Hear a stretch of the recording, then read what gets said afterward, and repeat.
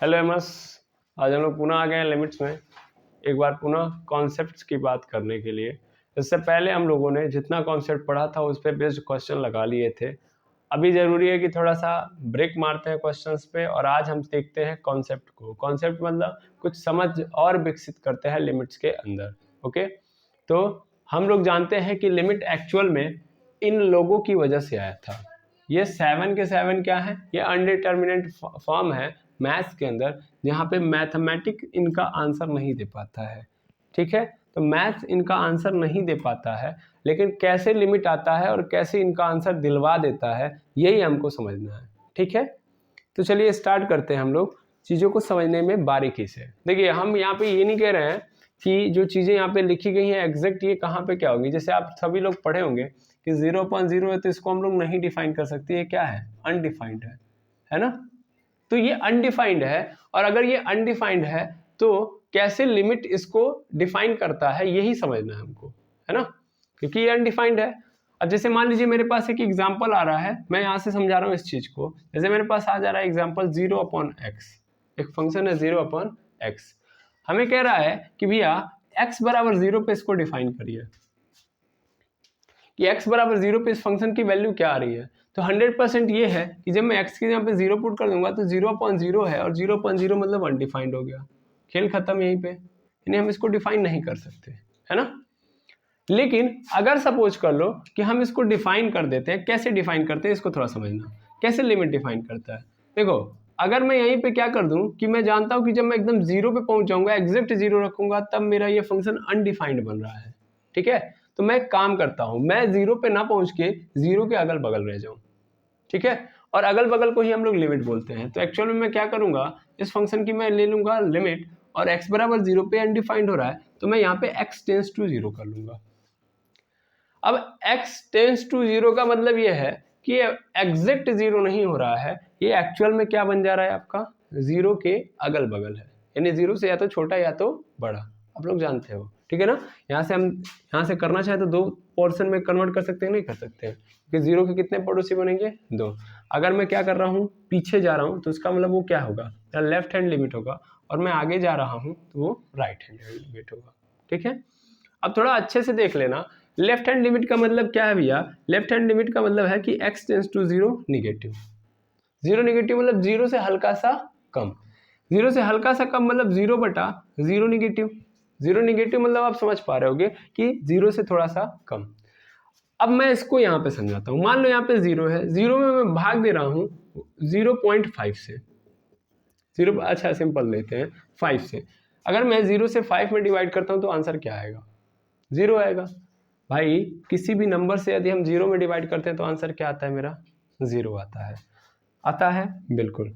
अच्छा, यानी अगर मैं यहाँ पे 0/5 लिखूंगा 0 होगा, 0/4 लिखूंगा वो भी क्या होगा? 0 होगा, 0.1 लिखूंगा वो भी क्या होगा? 0। कोई भी नंबर हो, अगर वो नंबर हो, और नंबर में ध्यान दीजिएगा बस वो 0 ना हो, 0 को हटा के, क्योंकि 0 अगर नीचे आ गया तो अनडिफाइंड है, यहाँ पे लिखा ही हुआ है। बस 0 को हटा के कोई भी नंबर हो। अब 0 को हटा देने का मतलब है कि भैया 0 बस हटा रहा हूँ, इसके अगल बगल की संख्या नहीं हटा रहा हूँ।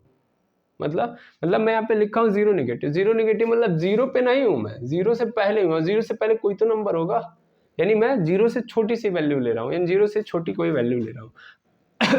अब अच्छा, अगर मान लीजिए माइनस में है, तो माइनस में है तो भी 0 होगा, -4 है तो भी क्या होगा? 0 होगा। तो समझाना है, आप समझ चुके हैं। अब आप क्या समझ गए? आपको ये समझ में आ गया कि भैया हम 0 में किसी भी नंबर से भाग दें। अब ये नंबर क्या हो, ये नंबर बस क्या नहीं होना चाहिए? 0 नहीं होना चाहिए। ठीक है, बाकी ये नंबर क्या हो सकता है? पॉजिटिव भी हो सकता है और निगेटिव भी हो सकता है, उससे कोई मतलब नहीं है, बस नंबर 0 ना हो। क्या मैंने यहाँ पे 0 लिया है? नहीं, मैंने 0 से हल्का सा छोटा लिया। हाँ, एकदम 0 के पास है, लेकिन एग्जैक्ट 0 नहीं है। अब अगर ये एग्जैक्ट 0 नहीं है तो इसका मतलब ये कोई नंबर है, निगेटिव नंबर, और मैं इस निगेटिव नंबर से इसमें क्या कर रहा हूँ? भाग दे रहा हूँ। और अगर मैं इस निगेटिव नंबर से भाग दूंगा तो आंसर क्या होगा? 0, ना कि इनफाइनाइट, या सॉरी अनडिफाइंड। समझ में आया? ऐसे RHL पे भी मैं देखूंगा तो RHL मतलब अभी मैं आगे बढ़ रहा हूँ, इसका मतलब क्या होगा? यहाँ पे ध्यान देना, यहाँ पे निगेटिव नंबर है, यहाँ पे कैसा है? निगेटिव। क्योंकि यहाँ पे मैं RHL लूंगा तो लिमिट जो होगा मेरा वो x टेंस टू 0 पॉजिटिव, यानी 0 से हल्की सी बड़ी वैल्यू, क्योंकि 0 के कितने पड़ोसी? 2, एक इस साइड और एक इस साइड।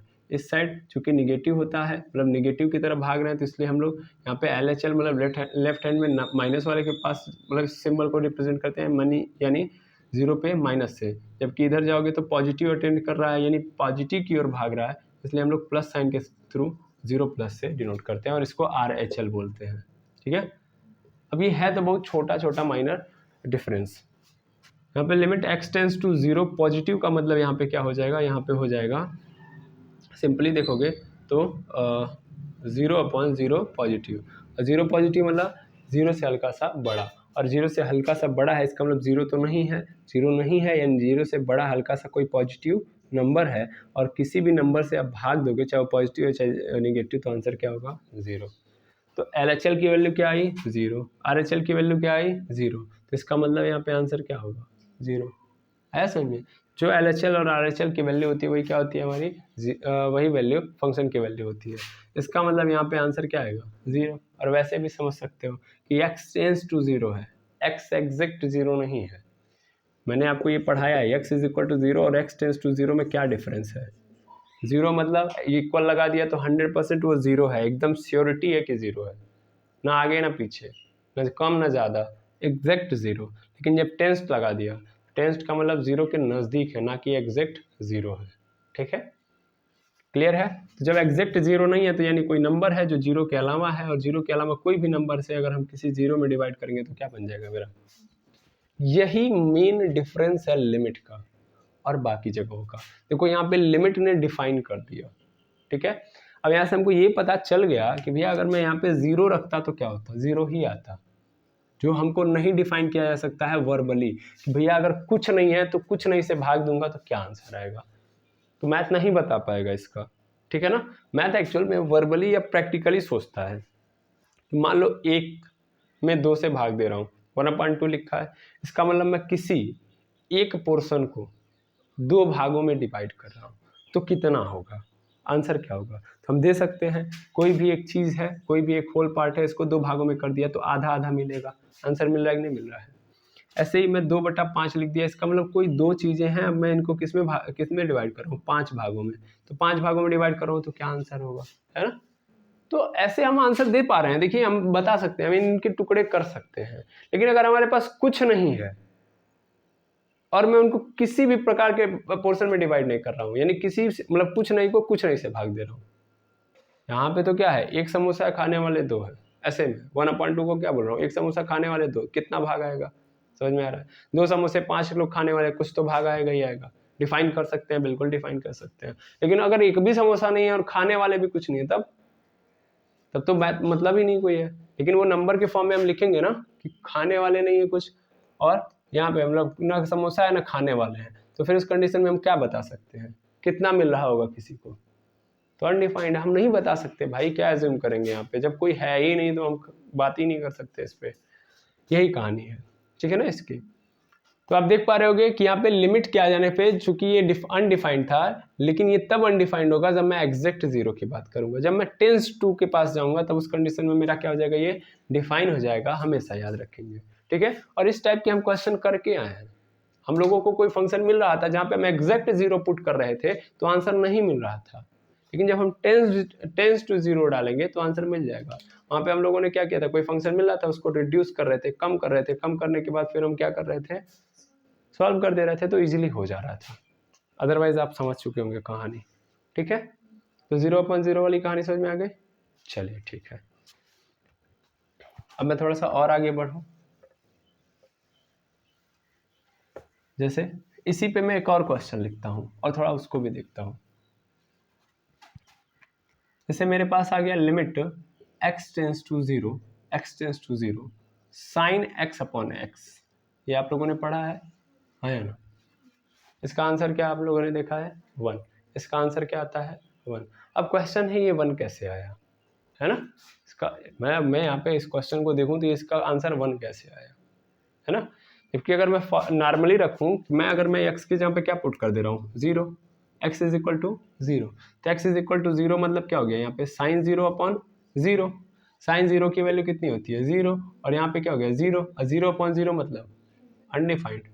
बार बार मैं इनफाइनाइट वाला साइन डाल दे रहा हूँ क्योंकि लगभग कई सालों से यही हम लोग करते आए हैं, इसलिए बार बार हम लोग इनफाइनाइट यूज करते हैं।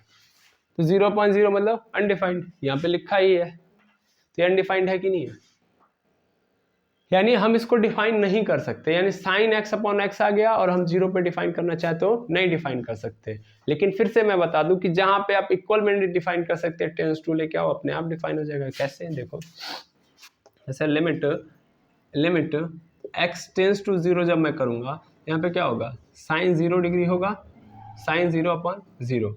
लेकिन मैं पुनः बता दूं ये टेंस टू है, टेंस टू का मतलब दो मतलब, या तो 0 से हल्का सा कम या तो 0 से हल्का सा ज्यादा। तो यहाँ पे एग्जैक्ट 0 की बात नहीं कर रहा है, 0 से हल्का सा ज्यादा, 0 से हल्का सा कम। तो यहाँ पे अगर मैं बात करूं तो मान लो सपोज कर लो मैं LHL ले रहा हूँ, इसीलिए तो हम लोग दो काम करते हैं, इसका LHL और RHL लेते हैं। तो अगर मैं यहाँ पे लूंगा तो क्या होगा, साइन 0 नेगेटिव अपॉन 0 नेगेटिव होगा ना। मतलब यहाँ पे जो एंगल आप 0 ले रहे थे एग्जैक्ट, वहां पे एकदम एग्जैक्ट 0 नहीं है, 0 से हल्का सा क्या है, हल्का सा बहुत छोटा सा क्या है, कम है। हमको पता है ये जो देता है साइन 0 डिग्री की वैल्यू 0, तो एग्जैक्ट 0 है, तब क्या होगा, 0 होगा। मतलब यहाँ पे आप समझ सकते हो, तो मतलब अगर ये एंगल, मतलब ये एक लाइन है, ये दूसरी लाइन है, दोनों लाइन एकदम क्या है, एक दूसरे पे ऐसे क्या है, कनेक्टेड है, पूरा हाथ देने से बढ़िया इतना समझो, ये पूरी एक दूसरे पे क्या है, कोलैप्स है, यानी एक दूसरे पे लाइक कर रही है, इनके बीच में कोई एंगल नहीं है, कोई झुकाव नहीं है, तब तो हम क्या बोलेंगे, 0 बोलेंगे। लेकिन सपोज कर लो हल्का सा झुकाव है, हल्का सा, अब देखो दिख नहीं रहा होगा, बहुत हल्का सा, अब लग रहा है कि एकदम कोई गैप नहीं है, लेकिन हल्का सा है ना, हल्का सा यानी एकदम 0 नहीं है, 0 से हल्का सा ऊपर कर लिया मैंने, तो कुछ तो एंगल क्रिएट हुआ होगा। एग्जैक्ट 0 नहीं है, 0 से हल्का सा मैंने कम कर दिया, कम करने का मतलब नीचे वाले हाथ को नीचे कर लो, हल्का सा, है ना, तो इसका मतलब हल्का सा तो एंगल क्रिएट हुआ ना, यानी एग्जैक्ट 0 तो नहीं आया ना। 0 मतलब 0 नेगेटिव मतलब बहुत कम माइनर है, लेकिन फिर भी कुछ तो इसने लाया ना, एकदम 0 तो नहीं लाया ना, यानी छोटा सा तो एंगल इसने क्रिएट किया ही होगा, है ना। अब वो छोटा सा एंगल किसके नजदीक होगा भाई, वो छोटा सा एंगल कुछ नजदीक होगा, एग्जैक्ट 0 के नजदीक ही होगा, मतलब साइन 0 इज इक्वल टू 0 ही होता है, लेकिन 0 के नजदीक होगा, 0 नहीं होगा। तो यहाँ पे आंसर जो आएगा वो 0 निगेटिव ही आएगा, मतलब वो सपोज कर ले रहा हूँ कि वो उसी के बराबर आएगा, और ऑलरेडी नीचे क्या है, 0 निगेटिव, 0 के पास ही आएगा, लेकिन हल्का सा कम होगा, और ऐसे नीचे भी हल्का सा कम है। अब 0 निगेटिव से 0 निगेटिव कैंसिल, क्या आ गया आंसर, 1 आ गया कि नहीं आ गया, आ गया। ऐसे ही मैं फिर इसका क्या निकाल दूंगा, RHL में इस बार मैं क्या करूंगा, इस बार 0 से थोड़ा ज्यादा लूंगा, लिमिट यहाँ पे रहेगी, ये sine 0 positive upon 0 positive, 0 positive मतलब हल्की सी वैल्यू मैंने क्या ले ली, बड़े, तो इसका मतलब क्या है कि एंगल हल्का सा तो क्या हुआ होगा, हल्का सा, एकदम 0 नहीं है, एकदम सटा नहीं है, हल्का सा ऊपर है। हल्का सा ऊपर होने का मतलब सीधा अर्थ क्या है कि यहाँ पे एग्जैक्ट 0 नहीं है, 0 से हल्का सा क्या होगा, ज्यादा होगा, तो 0 पॉजिटिव अपॉन नीचे क्या ऑलरेडी 0 पॉजिटिव, कैंसिल हो गया, यानी आंसर क्या आ गया, 1। तो ये वर्बली आपको सॉल्व करके दिखा रहा हूँ, बाकी आपको इसका प्रूफ दे चुका हूँ मैं, ठीक है। तो आई होप ये कहानी समझ में आ रही होगी, हाँ या ना, क्लियर है। तो ये एक बेहतर व्यवस्था है चीज़ों को समझने का। देखिए इस तरीके से आप समझ सकते हो कि चीज़ें कैसे हो रही हैं, क्यों हो रही हैं, कारण आपको स्पष्ट कर दिया जा रहा है, ताकि आप लिमिट के अंदर कभी भी इन चीज़ों को लेकर परेशान ना रहें, ठीक है। क्या हम लोग समझ रहे हैं, हम लोग ये समझ रहे हैं कि ये जो अनडिफाइंड था कैसे डिटरमाइन किया जा सकता है, तो इसका सिंपल कारण है टेंस्ड। अगर टेंस टू नहीं लगा होता, लिमिट नहीं आती, तो काम नहीं बनता, एग्जैक्ट पे वैल्यू डिफाइन नहीं होगी, ठीक है। यस और नो, बिल्कुल, मिटा दें हम इसको, बिल्कुल सर। चलिए कुछ और क्वेश्चन देखते हैं हम लोग। जैसे हमारे पास एक और क्वेश्चन आ रहा है, हमारे पास एफ ऑफ एक्स मतलब कोई फंक्शन है x square upon x square, ठीक है ना, x square upon x square, और हमसे कह रहा भैया हमें x is equal to infinite पे आंसर दो, यानी x मेरा बड़ा नंबर है, ठीक है ना, x मेरा कोई नंबर है इनफाइनाइट, बहुत बड़ा नंबर है, मैंने x को मान लिया, मतलब बहुत बड़ा एक कोई नंबर है, पूरी बात समझना, बहुत बड़ा कोई नंबर है, सपोज कर लो ऐसे मैं लिख दिया 3 5 6, मैं ऐसे लिख दूंगा तब तो इनफाइनाइट नहीं माना जाएगा, इनफाइनाइट का मतलब बहुत बड़ा नंबर लिख नहीं पा रहा हूँ, सपोज कर लो फिर भी इतना बड़ा है, तो x का ये नंबर है, मान लेता हूँ कि ऐसे है, इनफाइनाइट में बहुत बड़ा नंबर है फिलहाल के लिए, ये मान लिया मैंने। कह रहा है इस नंबर पे इस फंक्शन की लिमिट फाइंड, इस वैल्यू पे इस फंक्शन को क्या करो, डिफाइन करो। तो मैं जानता हूँ इसको इतना आसानी से तो मैं कैलकुलेट नहीं कर सकता, है ना, मैं शकुंतला देवी थोड़ी ना हूँ। तो मैं क्या करूँगा, मैं सिंपली ये काम करूँगा कि इस चीज़ को इनफाइनाइट मान लिया अभी फिलहाल के लिए समझने के पर्सपेक्टिव से, क्योंकि ऐसा नहीं कि इसको कैलकुलेट नहीं किया जा सकता है, इसका स्क्वायर नहीं किया जा सकता, क्योंकि मैं फिलहाल के लिए क्या मान रहा हूँ कि ये इनफाइनाइट है। क्या है? इनफाइनाइट है। अब मैं अगर इसको इनफाइनाइट मान लिया तो मुझे क्या आएगा कि इसको डिफाइन करके दिखाओ, इसको क्या करके दिखाओ, डिफाइन करके दिखाओ, ठीक है। अब मान लो मैं इसको डिफाइन करने जाऊँ, तो अगर मैं इसको डिफाइन करने जाऊँगा तो थोड़ा अच्छे से समझना यहाँ पे क्या आंसर आएगा। मुझे पता है सर एक्स की जगह पे मुझे इनफाइनाइट डालना है, तो यहाँ पे इनफाइनाइट का स्क्वायर अपॉन इनफाइनाइट का स्क्वायर हो जाएगा, और इनफाइनाइट का स्क्वायर मतलब दोनों पे स्क्वायर है, तो मैं क्या लिख सकता हूँ, इनफाइनाइट अपॉन इनफाइनाइट, और पूरे का क्या लिख दूंगा, स्क्वायर। तो क्या होगा, क्या होगा यहाँ पे आप देख रहे हो इनफाइनाइट अपॉन इनफाइनाइट, और इनफाइनाइट अपॉन इनफाइनाइट क्या होता है भैया, अनडिफाइंड होता है। क्या होता है? अनडिफाइंड, है कि नहीं है? ध्यान से समझो, मैंने बोला कि मुझे इस चीज को मतलब x कोई बड़ा नंबर है और इस बड़े नंबर पे मुझे क्या करना है, इसको डिफाइन करना है। क्लियर है? अब इस बड़े नंबर पे मैंने डाल दिया तो यहाँ पे लिखूंगा इनफाइनाइट का स्क्वायर अपॉन इनफाइनाइट का स्क्वायर, एक्स की जगह पे डाल दिया, और मैं देख पा रहा हूँ क्या, मैं क्या देख पा रहा हूँ कि मैं देख पा रहा हूँ इनफाइनाइट अपॉन इनफाइनाइट आ गया। अब एक बात बताओ, इनफाइनाइट अपॉन इनफाइनाइट तो क्या होता है, अनडिफाइंड होता है, और जब ये अनडिफाइंड होता है तो इसको डिफाइन करना पॉसिबल है? अभी मैं एकदम बेसिक सोच रहा हूँ, मैंने डाल दिया, रख दिया, फिर मैं देख रहा हूँ क्या डिफाइन करना पॉसिबल है? नहीं। हमने ये देखा है कि जहाँ भी इनफाइनाइट अपॉन इनफाइनाइट देगा वहाँ पे हम लोग क्या देखेंगे, वहाँ पे हम मान लेंगे कि ये क्या है, अनडिफाइंड है, और अनडिफाइंड का स्क्वायर करने से कोई फायदा ही नहीं, जब हमको डिफाइन ही नहीं तो उसका स्क्वायर क्या करेंगे, है ना। क्लियर है? हाँ या ना? ठीक है, चलो जाओ वहाँ बैठ जाओ, वहाँ बैठ जाओ, ठीक है। देखिएगा आगे, तो एक बात थोड़ा सा समझिएगा आप, यहाँ से मेरी बात समझेंगे अपने आप समझ में आएगा कि जो आपकी सोच है वहाँ पे गलत है। देखिए कैसे गलत है, देखिए आप बोल रहे हो इनफाइनाइट अपॉन इनफाइनाइट अनडिफाइंड है, लेकिन थोड़ा एक बात समझो कि ये इनफाइनाइट आया कहाँ से है। एक सेकंड रुकेंगे, थोड़ा सा कुत्ता आ गया है, उसको थोड़ा सा हटा दें। तो चलिए देखिएगा आगे, वापस चाहेंगे पॉज करने के लिए। यहाँ पे देखेंगे तो इनफाइनाइट अपॉन इनफाइनाइट आया है, लेकिन एक बात ध्यान से समझिएगा, क्या कि यार ये इनफाइनाइट था, ये इनफाइनाइट आया कहाँ से? सर आया है एक्स की जगह पे, ठीक है। एक्स की वैल्यू तुमने कुछ लिखी थी, है हाँ या ना? तो अगर ध्यान से समझना, मान लो तुमने कोई वैल्यू लिखी थी, उसी का स्क्वायर करने पे ये इनफाइनाइट के जगह पे पोर्शन आया है। सर नहीं समझा अभी भी, मतलब देखो यहाँ पे मैं इसको लिख सकता था एक्स अपॉन एक्स का स्क्वायर, तुमने क्या किया हुआ है, तुमने इस एक्स की वैल्यू रखी होगी कुछ, हाँ या ना। मान लो मैं सपोज कर लो ऐसे लिख दे रहा हूँ 3 4 5 6 7 8 9 0 1 2 3 4 5 6 7 8 9 0 1 2 3 4 5 6 7, मतलब बड़ा नंबर डाल दिया। तो एक बात बताओ, जो नंबर ऊपर डाला है वही नंबर तो नीचे डाला है क्या? कुछ अलग नंबर डाला है? जो ऊपर रखाऊंगा वही नीचे रखाऊंगा कि नहीं रखाऊंगा, हाँ या ना? यहाँ पे मेरी बात ध्यान से समझिए, जो नंबर ऊपर रखा गया वही नंबर नीचे रखा गया है। क्या नंबर चेंज है? नहीं चेंज है। यानी हम जानते हैं कि अगर मान लो हम 5 का स्क्वायर करेंगे तो 25 आएगा, 5 का स्क्वायर किया तो 25, 6 का स्क्वायर 36 आता है ना। सपोज कर लो यहाँ पे ऊपर भी जब मैं 5 रखूंगा, नीचे भी 5 रखूंगा, इसका भी स्क्वायर इसका भी स्क्वायर, तो इसका भी 25 ही आएगा, नीचे वाले का भी, तब क्या आएगा 25। अब 25 से 25 कट जाएगा, क्या आएगा 1। क्या इसमें कोई दिक्कत है? ऐसे ही मैं 6 को रखूँ तो 6 का स्क्वायर 36, ऊपर अगर है तो नीचे भी अगर मैंने 6 का रखा हुआ है तो वो भी क्या होगा 36, और 36 से 36 कट गया, क्या आ गया वैल्यू 1।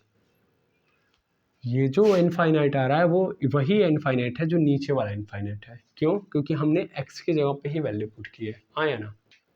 बहुत छोटा सा कॉन्सेप्ट है ये। अरे आना बोलो, जो ऊपर वैल्यू होगी वही वैल्यू तो नीचे होगी, और दोनों वैल्यू सेम होंगी कि नहीं होंगी? हाँ बोलिए। हाँ, इनफाइनाइट मतलब बहुत बड़ा नंबर, ठीक। ऊपर कुछ और कुछ नीचे कुछ और, जैसे यहाँ पे आप देखिएगा, यहाँ पे इनफाइनाइट अपॉन इनफाइनाइट, हमको पता है कहाँ से इनफाइनाइट आया है, ये वाला इनफाइनाइट कहाँ से आया नहीं पता, ये वाला इनफाइनाइट कहाँ से आया नहीं पता। जब नहीं पता इसलिए अनडिफाइंड है ये, जब पता हो गया कि ये इनफाइनाइट कहाँ से आ रहा है, वहीं से आ रहा है जहाँ से नीचे वाला आ रहा है, ये नीचे वाला भी वहीं से आ रहा है जहाँ से ऊपर वाला आ रहा है, तो ये दोनों इनफाइनाइट सेम है कि नहीं है? फिर से देखिए, ये इनफाइनाइट एक्स के स्क्वायर करने पे आ रहा है, हम एक्स की वैल्यू जो रखेंगे ऊपर वही वैल्यू तो नीचे रखेंगे। मैंने बोला ना इसी को मैं रखूंगा यहाँ पे, एक्स की जगह पे मैं ये वैल्यू डालूंगा और इसी का स्क्वायर करूंगा ऊपर, तो सेम काम मैं वही करूंगा नीचे, यहाँ भी मैं इसी नंबर का स्क्वायर करके नीचे रखूंगा। इसी को मैंने इनफाइनाइट का स्क्वायर अपॉन इनफाइनाइट का स्क्वायर माना है। सेम नंबर ऊपर है, सेम नंबर नीचे, तो जब सेम नंबर है, सेम इनफाइनाइट है, तो कट जाएगा ना भाई, ये तो बेसिक का फॉर्मूला है ना भैया। 5 आ गया ऊपर, 5 नीचे, न्यूमरेटर डिनोमिनेटर सेम, तो इसकी वैल्यू क्या हो गई 1। अरे हाँ ना बोलिए भाई, है ना।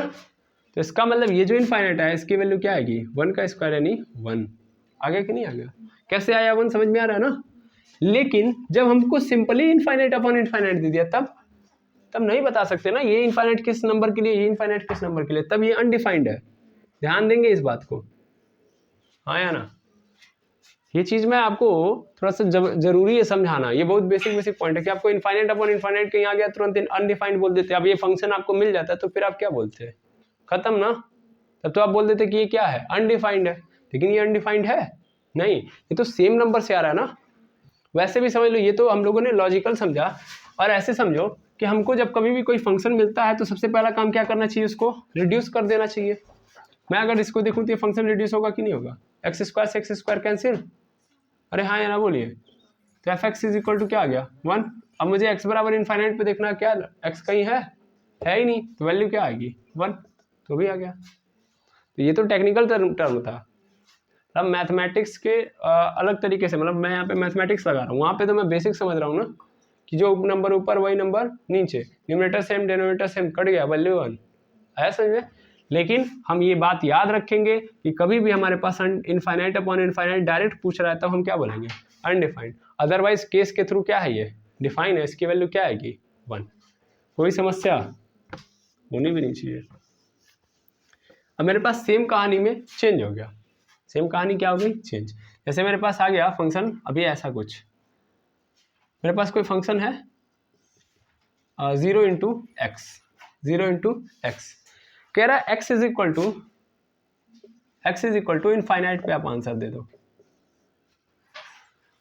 X is equal to infinite पे आप आंसर दो, ठीक है। X is equal to infinite पे आपको आंसर देना। तो x is equal to infinite, तो 0 इंटू क्या हो गया इनफाइनाइट।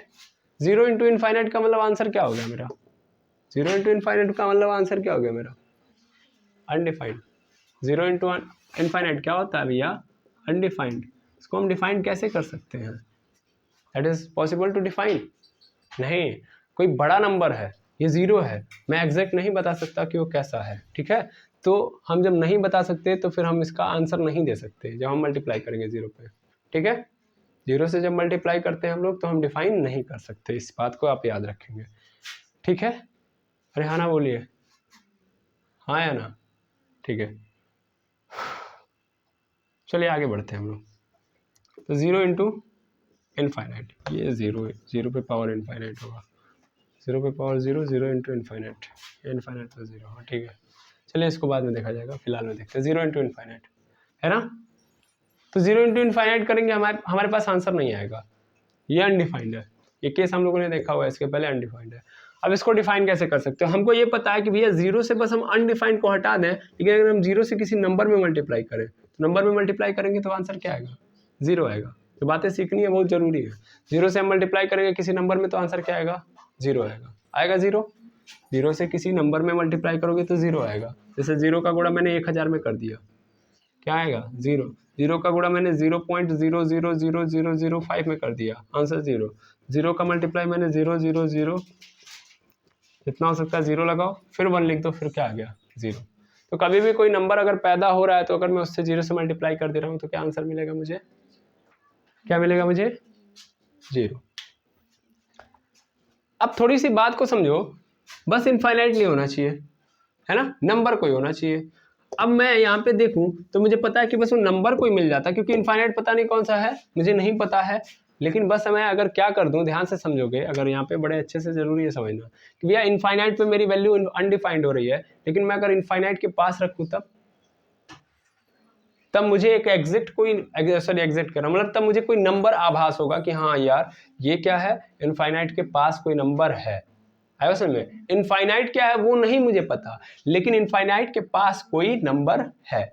आया समझ में, इनफाइनाइट के पास कोई नंबर है, यानी मैं यहां से इसको डिफाइन कर सकता हूं जब मैं क्या करूंगा, यहाँ पे लिमिट यूज करूंगा और limit x tends to infinite कर दूंगा, तो मेरा क्या हो जाएगा f of x is equal to 0 into infinite, sorry 0 into x होगा और यहाँ पे x में मैं क्या करूँगा, इनफाइनाइट की मतलब इनफाइनाइट के बगल में या बगल वाला छोटा या कोई बड़ा नंबर यहाँ पे पुट कर दूंगा। ठीक है, अब छोटा या बड़ा मतलब LHL और RHL निकालते हो, बाकी मैं डायरेक्ट कर दे रहा हूँ। ठीक है, तो मान लो मैं छोटा कोई नंबर या इनफाइनाइट निगेटिव डाल रहा हूँ, तो इनफाइनाइट निगेटिव मतलब यहाँ पे 0 इंटू इनफाइनाइट निगेटिव, और ये क्या है, तब अपने आप में क्या है, ये नंबर है ना। ये एक्चुअल में कहाँ से आया, तो इसका कारण यही है कि हम लोग की सोच, हम लोग इसको अनडिफाइंड मानते हैं, है ना, इसको हम लोग अनडिफाइंड मानते थे। तो जब अनडिफाइंड का मल्टीप्लाई हम 0 से करेंगे तो पता नहीं क्या आएगा, इसीलिए अनडिफाइंड बना, है समझ। अदरवाइज ये इनफाइनाइट है, ये बड़ा नंबर है कोई, है समझ, और इस बड़े नंबर को मैं नहीं बता सकता, इसीलिए वहां पे प्रॉब्लम क्रिएट हुई है। ठीक है, अदरवाइज मैं अगर इसको लिमिट ले लूँ, यानी इसके मतलब इसके नज़दीक लेके आऊँ या इससे पहले या थोड़ा सा कम ले लूँ, तब मेरे पास ये कोई नंबर आ गया और नंबर से मल्टीप्लाई करूँगा 0 में, तो क्या आंसर मिलेगा, 0। यानी ये चीज़ें क्या हो सकती हैं, यानी जो अनडिफाइंड वाला केस है, यहाँ भी मेरे पास आंसर आएगा, यहाँ भी मेरे पास क्या आंसर आएगा, क्या आंसर आएगा बताइए, यहाँ पे मेरे पास आंसर आएगा 0। लेकिन कब आएगा, जब कोई नंबर नहीं, मैं टेंस टू लूँगा, यानी लिमिट लूँगा। जब मैं क्या लूँगा, लिमिट लूँगा। अब जो बेसिक बात समझनी है वो समझो। हम लोगों ने 3 लिया, अब इसके आगे हम लोग बाद में देखेंगे, पहले फिलहाल में हम 3 को कैलकुलेट करके ख़त्म करते हैं। इन 3 से कंक्लूजन निकालते हैं। ये अनडिफाइंड है, अगर एग्जैक्ट आ गया, एग्जैक्ट पे डिफाइन नहीं है, एग्जैक्ट पे डिफाइन नहीं है ना, एग्जैक्ट पे डिफाइन नहीं है, तो इसलिए क्या करूँगा मैं, लिमिट से होगा, लिमिट से होगा। लेकिन मैं यहाँ पे आ रहा हूँ, यहाँ पे तो ये अनडिफाइंड बन रहा था, ये लिमिट से डिफाइन नहीं होगा, लिमिट से डिफाइन नहीं होगा। देख लो कैसे, वो बाद में कैलकुलेट करो, मैं अभी तक जितना बताया ये एग्जैक्ट पे डिफाइन हो रहा है। एग्जैक्ट अगर कर दोगे तो डिफाइन होगा, एग्जैक्ट कर दोगे तो डिफाइन होगा, करोगे तो डिफाइन होगा, इसको भी समझा दे रहा हूँ मैं, डिफाइन होगा। ठीक है, एग्जैक्ट पे करोगे तो क्या होगा, डिफाइन होगा।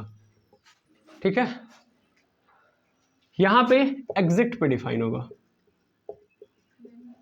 नहीं होगा, यहां पे भी किससे होगा, लिमिट से डिफाइन होगा, लिमिट से डिफाइन होगा। ठीक है ना, एग्जैक्ट पे डिफाइन नहीं होगा। यहाँ पे अगर तुम लोग लिमिट से डिफाइन करने जाओगे तो मान लो मैं यहाँ पे x² लिखा था, ये एग्जांपल था, यहाँ पे क्या हो जाएगा, मान लो मैं इनफाइनाइट निगेटिव का स्क्वायर करूंगा, फिर नीचे भी इनफाइनाइट निगेटिव का स्क्वायर करूंगा, तो इनफाइनाइट निगेटिव क्या होगा, इनफाइनाइट निगेटिव मैं उस नंबर के नजदीक में आ रहा हूँ। अब वो नंबर क्या हो सकता है, निगेटिव मतलब ऊपर और नीचे, तब वेरिएशन के चांसेस बनेंगे। मैं 0.0000 करके इतना बड़ा नंबर ले रहा हूँ, छोटा नंबर ले रहा हूँ, या 0 के नजदीक कोई नंबर ले रहा हूँ, तो उस कंडीशन में ये और ये वेरी कर सकते हैं, ये और ये क्या कर सकते हैं, वेरी कर सकते हैं। वेरी करने के चांसेस 100% होंगे। जब वेरी कर सकते हैं तो 100% यहाँ पे क्या हो जाएगा, अनडिफाइंड होगा। क्लियर है ना, तो मैं ऊपर नीचे डिफाइन नहीं कर सकता। क्लियर है ये बात, कोई शक कोई डाउट है तो बताइए। तभी हम लोगों ने इतने देखे हैं, इतने के बाद हम लोग इतने का हम लोग नेक्स्ट पोर्शन के अंदर कवर करते हैं। ठीक है, ओके, तो इतना पहले नोट कर लेते हैं, फिर मिलते हैं नेक्स्ट वीडियो में, जहाँ पे क्योंकि हम लोग बहुत बड़ा वीडियो बना देंगे तो फिर दिक्कत होगा, इसलिए हम लोग नेक्स्ट वीडियो में लेंगे जहाँ पे फिर से एक कॉन्सेप्ट सीखेंगे। ओके।